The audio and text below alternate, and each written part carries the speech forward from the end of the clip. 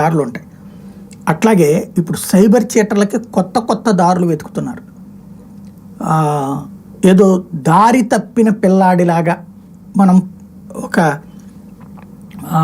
ఏ bus stand దగ్గర railway station దగ్గర ఉన్నప్పుడు కొంచెం బాగున్నటువంటి డ్రెస్ వేసుకుని వచ్చినటువంటి పిల్లాడొచ్చి మా ఇంట్లో వాళ్ళకి ఫోన్ చేయాలి, మమ్మోళ్ళు ఎక్కడ ఉన్నారు కనబడట్లేదు అంటే మనం ఏం చేస్తాం, నెంబర్ చెప్పంటాం, నేను కొట్టుకుంటాను ఏంటి అంకులు అంటూ, అంటే ఏదో నెంబర్ చెప్తాడు 2-3 సార్లు, అవి తేడా వస్తుంది.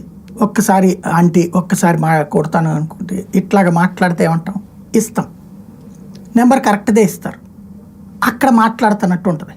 తీరా చూస్తే ఆ నెంబర్తో గేమ్ నడుస్తున్నది. ఇప్పుడు లేటెస్ట్గా ఒక బాధితుడు పెట్టినటువంటి పోస్ట్తో ఇది సంచలనం సృష్టిస్తోంది.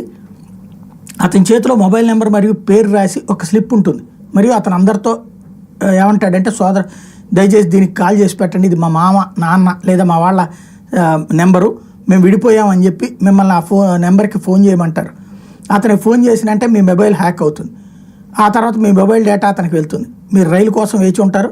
అప్పటి వరకు మీ మొబైల్ జేబులో తన పనిని చేస్తూనే ఉంటుంది. కాబట్టి అపరిచితులు ఇచ్చేటటువంటి నెంబర్కి డైల్ చేసి మానవత్వాన్ని ప్రదర్శిస్తే దెబ్బతింటారు అంటూ బనారస్ రైల్వే స్టేషన్లో జరిగినటువంటి ఒక ఘటన నేపథ్యంలో ఇప్పుడు ఈ విషయం వెలుగులోకి వస్తోంది.